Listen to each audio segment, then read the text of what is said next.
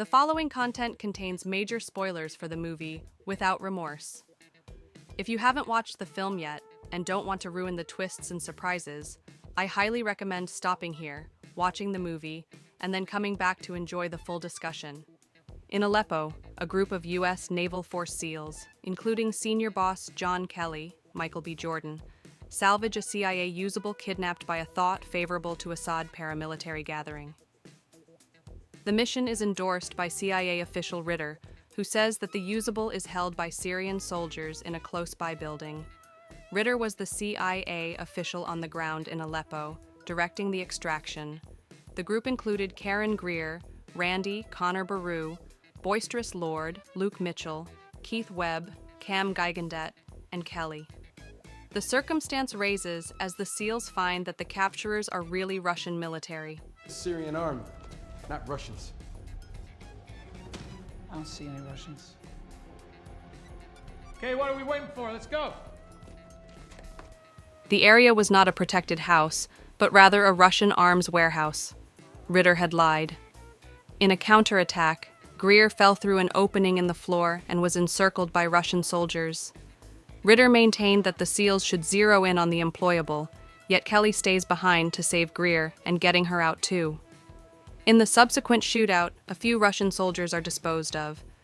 When the group is airborne, Ritter orders a rocket strike at the objective to eliminate all proof of U.S. contribution.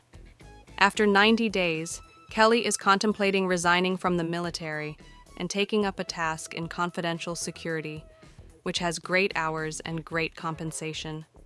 In clear reprisal for their job in the mission, a few individuals from the group are clandestinely killed by Russian FSB agents. Kelly's pregnant spouse, Pam, Lauren London, is killed when the Russians break into their home. Kelly was first floor paying attention to music with his earphones and didn't hear the assailants going into his home.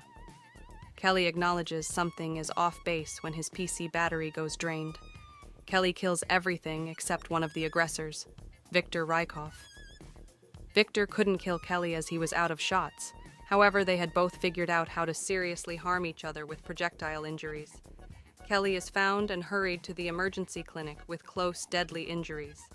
In the meantime, in Washington, D.C., Kelly's SEAL group pioneer and companion, Lieutenant Commandant Karen Greer, Jody Turner-Smith, meets with CIA official Robert Ritter, Jamie Chime, and Secretary of Guard Thomas Mudd, fellow Pierce, to talk about how the FSB found the SEALs' personalities and audit their reaction choices.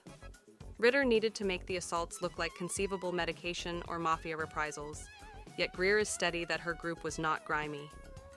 Turns out the killings were restitution for killing the child of the FSB boss in Aleppo. Kelly recovers cognizance and lets Greer know that the aggressors were experts. He adds that the man found dead in Pam's room was not shot by him, and that one man figured out how to move away. He asks Greer for a name, however she will remain silent. Kelly goes through extreme non-intrusive treatment and restoration. Spilled insight about Russia's remarkable assault on American soil has caused the generally stressed connection between the two countries to sharp further, conceivably causing another virus war. The CIA chief Sarah Dillard, Lucy Russell, won't direct an examination concerning the homicides and considers the matter shut, persuading Greer to pass secret data to Kelly. Greer had the personalities of 3 men tracked down dead in Kelly's home, however not the person who moved away. She says that the 3 men were cleared by Russian international safe haven official Vasilyev. Mended from his wounds, Kelly finds the Russian representative Andrei Vasilyev, Merab Ninidze, who gave the travel papers to the FSB agents and powers him to surrender the name of the enduring professional killer prior to killing him openly. Ritter lets Dirt know that the CIA didn't release the story to the media or to Kelly. They suspect Greer. However, Mudd says that Kelly has figured out how to accomplish something that the CIA can't. Shipped off jail for homicide, Kelly lets Greer know that is no incident that the jail has Russian crowd individuals. Kelly deals out by uncovering the got away from employable is Viktor Rykov, Brett Gelman, an ex-Spetsnaz official who is concealing in Murmansk, Russia. Viktor was a twofold specialist who likewise did missions for the CIA and Ritter. Viktor accepts that the U.S. could be pushed down to the brink of collapse by a couple of decisively arranged strikes. The CIA accepted Victor was dead. Greer advises against allowing Kelly to take part in Rykov's catch. Earth overrules her, relying on the prerequisite that Kelly carries out his punishment after the mission. Kelly flies to Murmansk with Greer and a CIA dark operations group, wanting to Corona bounce into Russia. Gone after by a Russian contender, their plane collides with the Barents Ocean.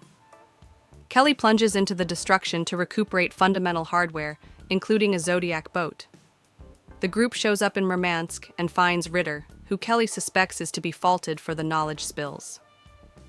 Ritter was the person who halted the examination concerning Pam's passing and had said that Rykov was dead.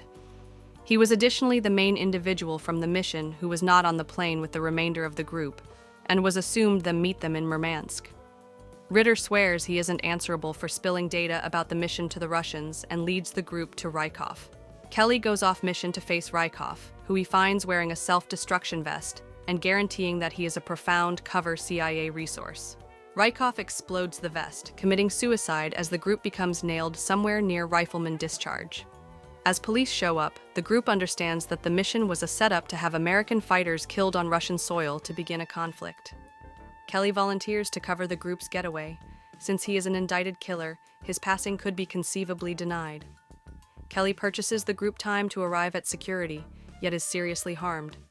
He then involves a blast as cover to take a police uniform and seizes a rescue vehicle to get away. Kelly and the enduring colleagues leave the nation by boat. Ritter authoritatively reports Kelly as dead, permitting him to chase after the backstabber. Back in DC, Kelly faces Earth and powers him into his vehicle.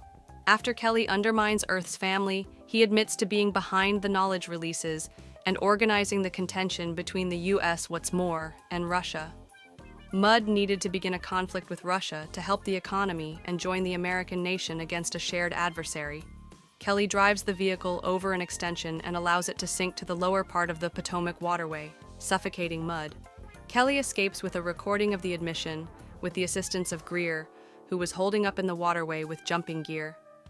At Washington Association Station, Greer gives Kelly another personality given by Ritter. He passes on to start his new life as John Clark.